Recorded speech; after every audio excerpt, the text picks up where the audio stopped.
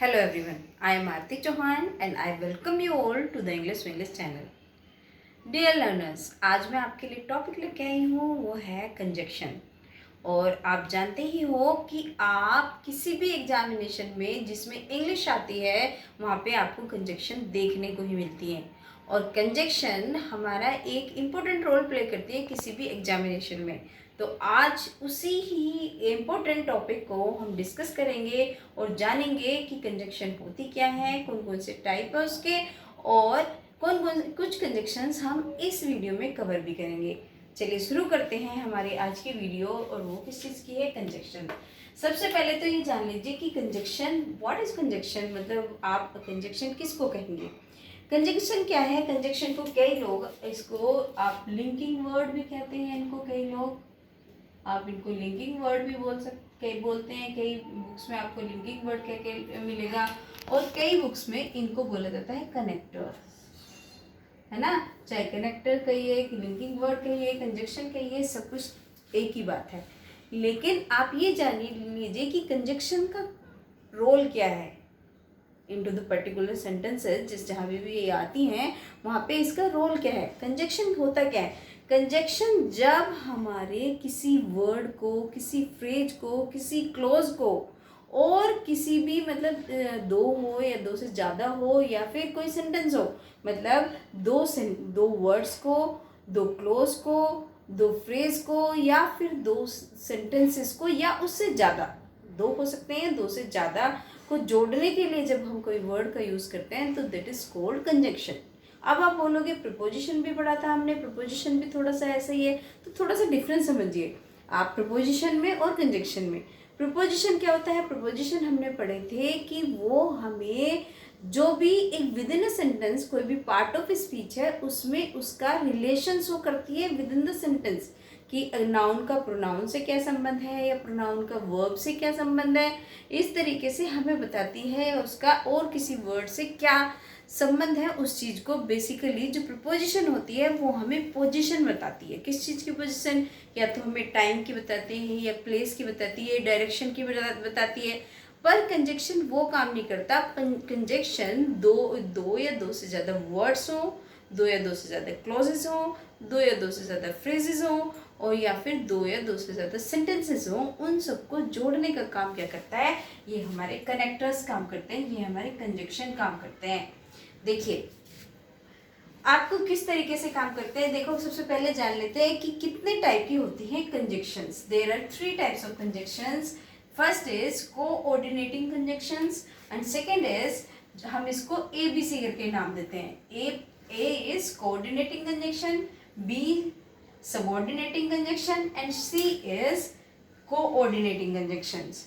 Dear students, आप ये समझ लीजिए कि जो कोऑर्डिनेटिंग कंजक्शन होती है उसमें जो होता है, अब ये समझने वाली बात है कि इनमें डिफरेंस क्या है, ये किस किस तरीके से यूज होती है।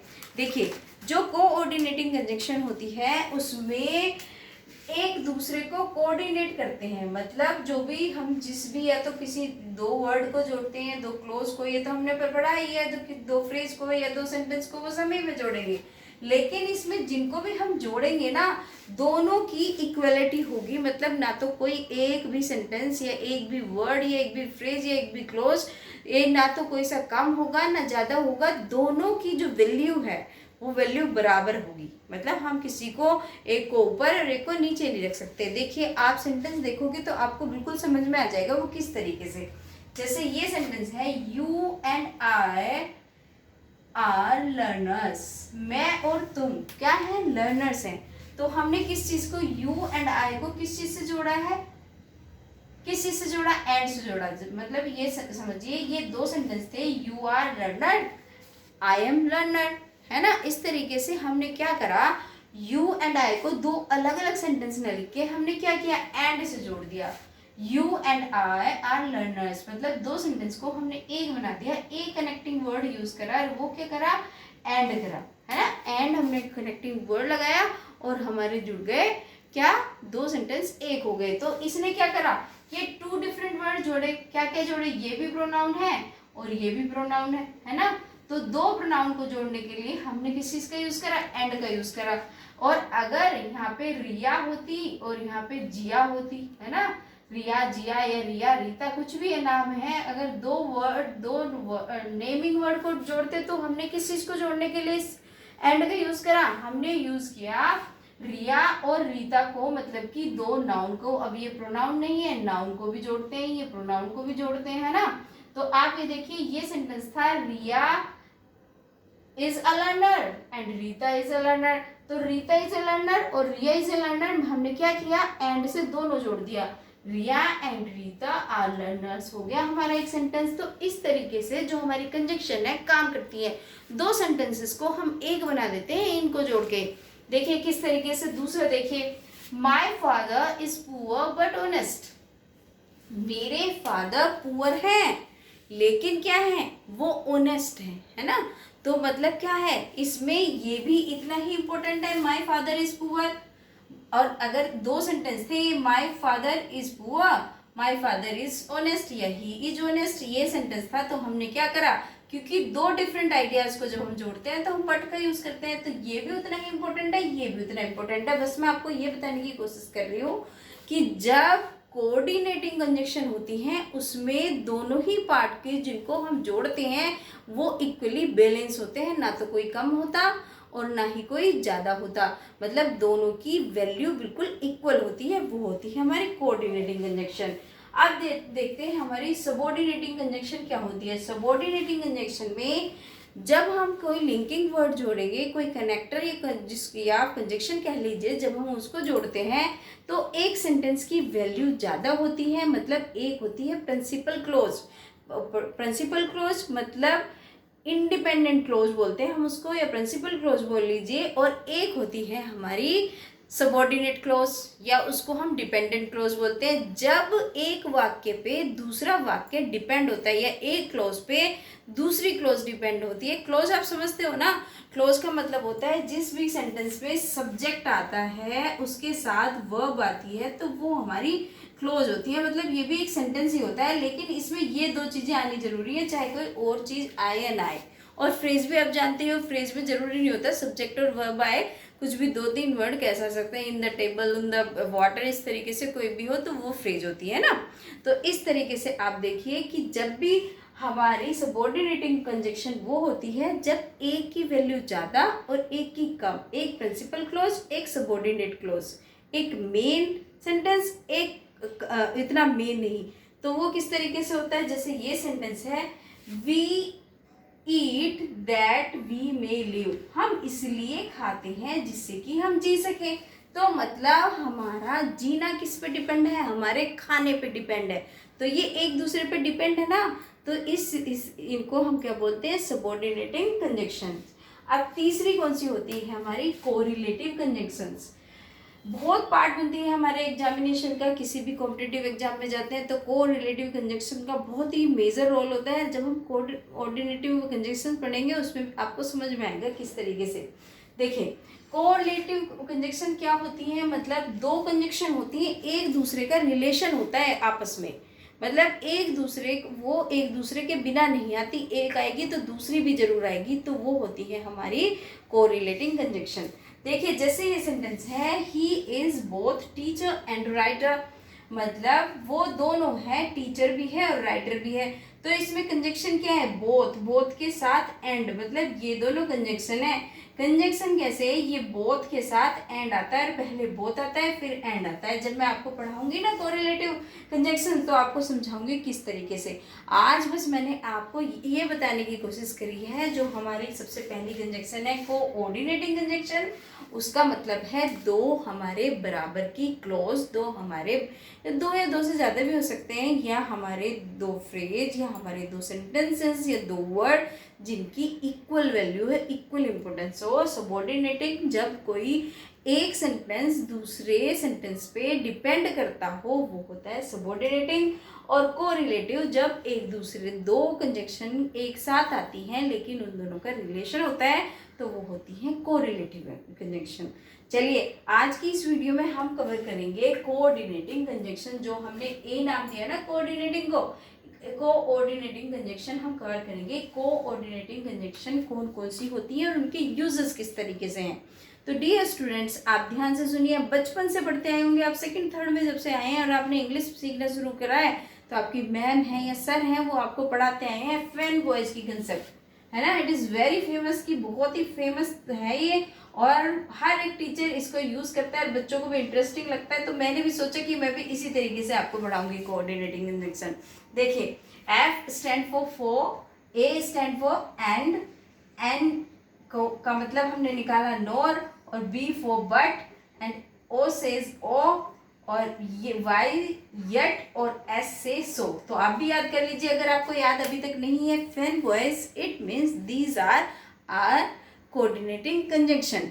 तो डियर स्टूडेंट्स, अब इसी को हम आज पढ़ेंगे कि ये कंजंक्शन किस तरीके से सेंटेंसेस में यूज होती है।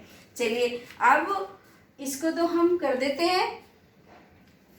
चलिए ये देखते हैं हम एक एक करके कि ये फैन वॉइस की कॉन्सेप्ट को किस तरीके से करेंगे। देखिए, F4 हमने बताया फॉर कंजंक्शन हम किस तरीके से यूज करते हैं। जैसे ये है सी विल पास, वो पास हो जाएगी for she work very hard, वो पास हो जाएगी जिसके लिए उसने बहुत मेहनत करी है, क्योंकि उसने बहुत मेहनत।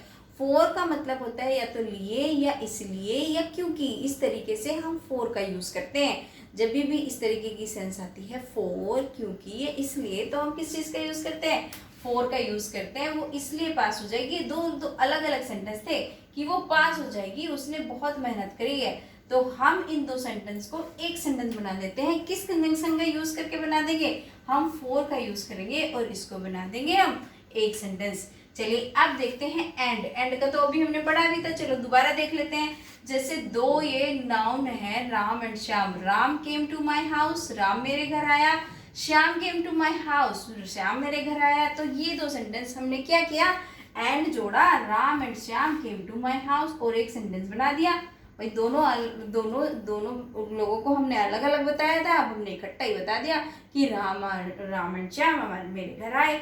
अब देखते हैं हम एन क्या होता है, मतलब एन जब हम यूज करते हैं, जब नोर का मीनिंग आता है, तो हम किस चीज का यूज करते हैं, एन का यूज करते हैं। किस तरीके से, ये देखिए सेंटेंस देखिए आप किस तरीके से। अच्छा, नोर का लिखा नहीं है तो लिख देते हैं, he does not eat cake, उसने केक नहीं खाया, नॉर ही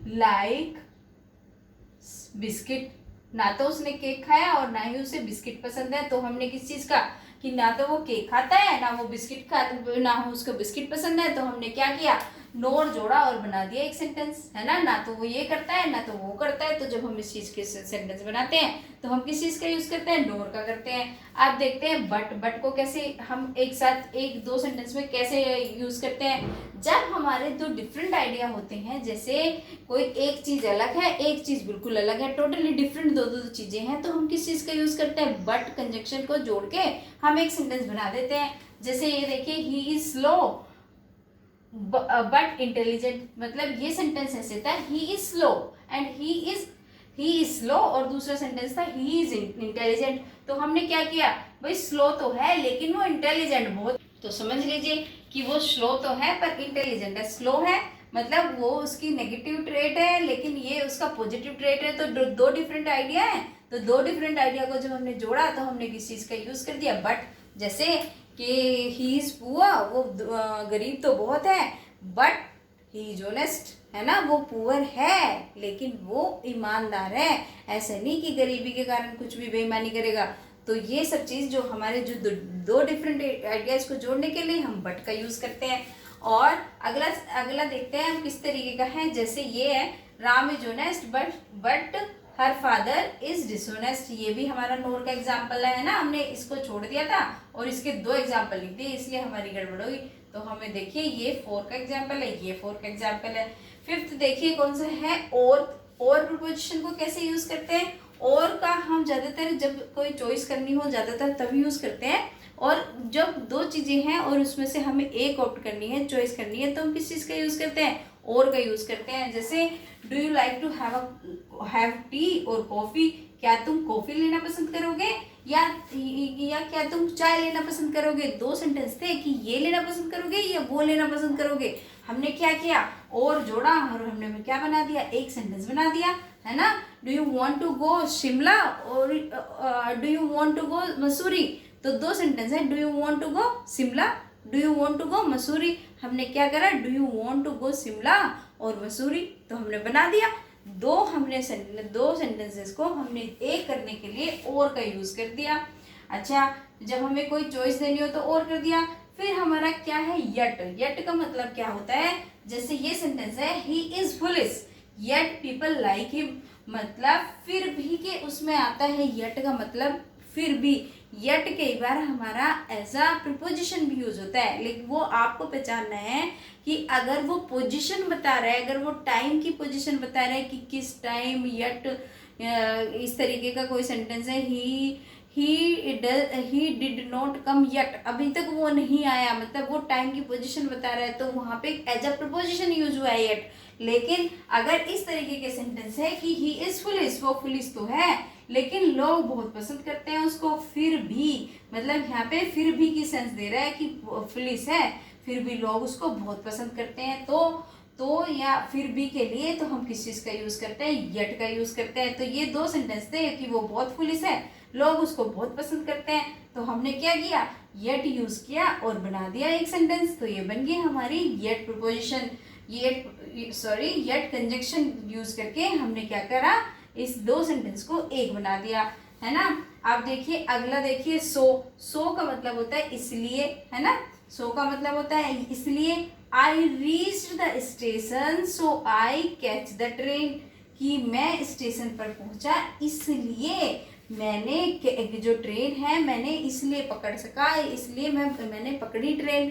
तो जब मतलब दो सेंटेंस थे हमारे कि मैं इस स्टेशन पर पहुंचा, मैंने ट्रेन पकड़ी, और हमने एक सेंटेंस बनाने के लिए क्या किया, हमने सो का यूज किया और क्या कर दिया, हमने बना दिया एक सेंटेंस। तो इस तरीके से जो हमारी फ्रेंड वॉइस की कंजक्शन है, इस तरीके से हम इनको बना लेते हैं। अगली जो हम वीडियो पढ़ेंगे कंजक्शन की, कुछ और इम्पोर्टेंट कंजक्शंस पढ़ेंगे जो बहुत ही यूजफुल होती हैं आपके किसी भी एग्जाम देने के लिए। Please students, don't forget like, comment and subscribe my channel. Thank you.